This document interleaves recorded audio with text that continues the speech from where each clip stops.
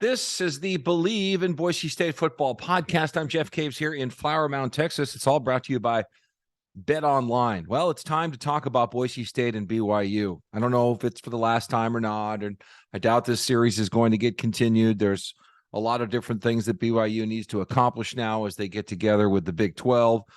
For this particular rivalry and this particular game, I don't sense that Boise State is taking on a persona that, hey, let's stick it to these guys. They're a Power 5 wannabe. They're a Big 12 team. I don't get that sense. There's enough history between these two schools of late hits, cheap shots, tight games, very physical contests, upsets, blowouts, close games, all of it, that it's enough to keep everybody's attention. A lot of respect, I think, still exists, really, from the Boise State coaching staff to what BYU can do.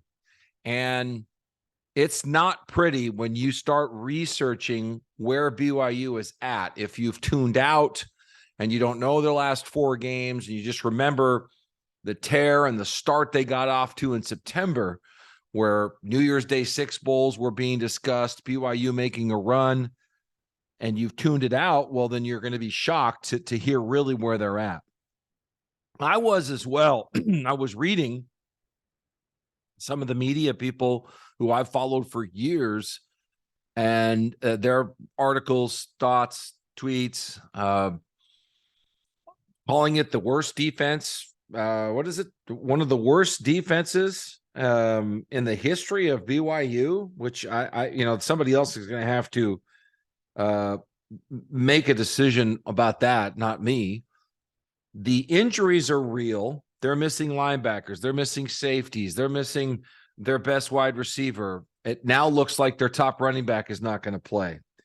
So they're really down to 2s and 3s. They've had 42 different starters on this team. I'm not going to give you the cliche that we can throw this all out the window, but I do believe they know they're in for it.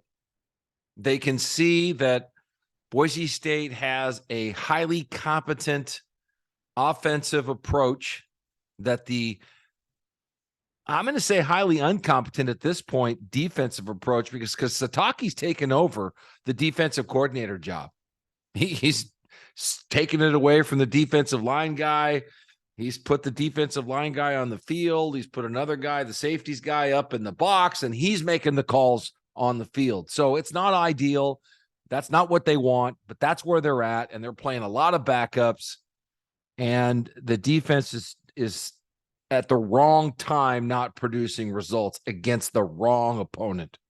Here's an example to me. If I'm a BYU coach and I'm watching Boise State's press conferences after the game that took place, I think, Tuesday, and you hear Avalos talk, and he's got a lot of job on his shoulders and how he approaches the media, I think, or approaches us, or what he says publicly. Not Cutter.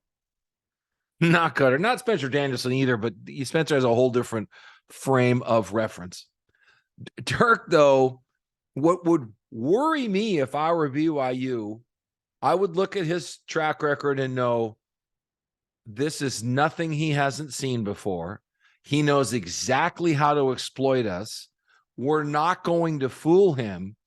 And on top of that, in a fairly deadpan way, Cutter kind of showed that he's seen all your tape already. He's reviewed how you've played against running quarterbacks. He's done his homework. That's just how he operates, as some of them would like to say, a grinder. Pete, and I want to talk a little bit about this coaching tree of coordinators and coaches with Cutter and everybody else. But Cutter does his homework. He wants you to be prepared. Trust me, he's prepared for what he is going to be putting forth on that field. So I think there's some intimidation that BYU is not going to be ready for this. They don't have the personnel anyway. But statistically, the last 4 games, they're giving up 64% of third down conversions. They're giving up 528 yards a game. They're giving up 260 yards a game on the ground. They're getting beat by 9 minutes in time of possession. And they got a field goal kicker who can't kick it from 30 to 39 yards. He's not even 50%. So as an offensive, decision, you got to just keep going for it all the way down the field, basically. So, I mean, you get anywhere from the 13, I did the math, from the 13 to the 22-yard line, and you got a guy that can't hit a 50% of the time hit your field goal. Well, hell, you're just going to keep going for it. And they probably will have to anyway. So this game really sets itself up when you study all the analytics, look at the computer models and everybody out there that will tell you what they think is going to happen. Boise State's favored to win this game. And by all rights, they really should. I really understand that one of the challenges BYU's had is on top of the personnel, it's getting the backups to play with the same physical, balls out effort that a lot of the BYU players through the years that you guys and we've all seen with not only high skill, but they have a great attitude. They're aggressive. They bring it, man. And that's not what they're getting, I think, out of like quarterbacks turn linebackers doing the best that they can. Kid out of Idaho, for example. So they are still big. They do have some physical, they have some physical guys, but I think they get worn down. They don't have any backups. And I really look at this game as Boise State should have their way with them. And I'm not going to say if they don't, if BYU wins, it's some collapse of Boise State and any of that. But on paper and what I'm seeing, all the yards they gave up to Liberty University, who's had a decent year. And then you have this Boise State team at home playing BYU for the last time, great home field advantage. A lot of people that really hate BYU. So they'll have all this emotion going for it. I'm really looking at another big game. And whether Cutter is going to go to the air, to the run game, I think if I were to predict, I would look at an outside zone scheme. I would look at more run with Taylon Green. I want him as a run number because make sure that the backups playing on defense for BYU can play assignment football. Okay, you got the quarterback, I got the pitch, you got the dive, I got the quarterback. Is he going? Who's he reading? Where's he going with the ball? Let's make sure they can do all that. And we know Green can do it. And you can throw off of that with play action. He's got a lot of things at his disposal now. Not that he can't make some mistakes. Green's thrown some picks. We've seen some picks dropped. Things can happen that way. BYU can play inspired. They have a more than capable quarterback who needs some help. But if Boise State gets healthy on defense and Matlock is back out there, Cravens is back out there, and Cravens has an issue with BYU. He was a Utah kid. I think he was a nephew, actually, of Whittingham, the coach at Utah. So I'm sure he's not fond of BYU. And there's plenty of kids up and down Boise State's roster that can remember some of the things that have taken place on the field, extracurricularly, if you will, between these two players. All right, last thing I want to mention on this Kingdom of Pod, Boise State Believe podcast, is this coaching tree. And, Dirk Cutter is given a lot of credit for having started Boise State's dominance and his commitment to organization and how he got things done. And if you look at the tradition of Boise State football from just that point forward, it was really of offensive play callers and creative guys running the program, coordinators coming and going because of the status of the school, guys getting paydays elsewhere. Harsin had a good long run, though, as coordinator. And the brains of the operation offensively always sat with the head coach. So when they came and went, you still had this continuity.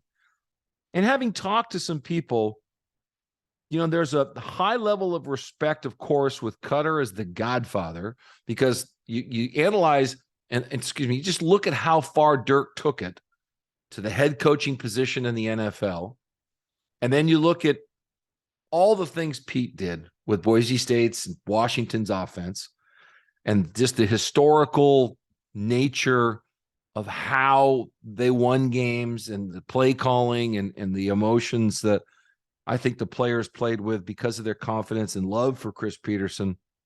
Hawk had the creative gene as well, and he had Pete. and he had his foot on the gas. Hawk wanted to score as many points as possible. I think there's another two people to think about when it comes to this Mount Rushmore of Boise State play callers. And there's a certain level of respect for when a coach gets up to that chalkboard and starts diagramming things out. Can the other coaches follow him, or are they like, what did he say? I mean, how would that work? And how quick are they? And up on that chalkboard, I did hear that Plow belonged to be there. I know Dirk should be up there. I know Pete could be up there. I'm convinced Harsin should be up there. I bet there's some debate amongst insiders about that, but I don't agree with that. I'm not an insider that way. But a guy we've all forgot about that has high levels of respect, and I'm hoping could be lured back into interest in the Boise State offensive coordinator's job, is Mark Helfrich.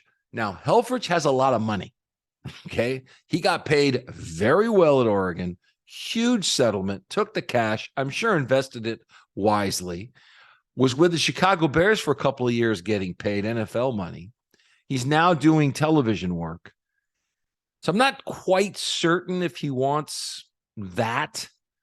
Or maybe he looks at it as, hey, Dirk, you going to help me and you and I will do this together. I'm sure he doesn't want to recruit. That's the thing you guys going to have to remember. Some of those guys who've been to the higher levels don't want anything to do with kids telling them, if I don't play, I'm going to transfer, how much money you got for me in NIL, where's the sponsorships I'm going to get. And they haven't played a drop. They haven't pissed a drop, as coaches like to say. And they're over there demanding this, that. They might as well deal with pros. They don't want to hear that. And they have front office people to deal with the athletes about that money and stuff. Okay. So some of that runs through my mind when I think of certain guys who would be great, but do they really want to do this? Looking at Matt Rule, great coach. Does he really want to go back to college and deal with that stuff? He may have to, but Mark Helfrich, a great X's and O guy, a cutter guy. He took him with him to Arizona State. I'm fairly certain that relationship would still be pretty tight, but I'm anxious to get to this position where we know who that person's going to be. I'm sure the recruiting pressure is on as well to figure this all out. But just a couple of other names in this great play calling, and enjoy it, man. It's going to be fun to watch.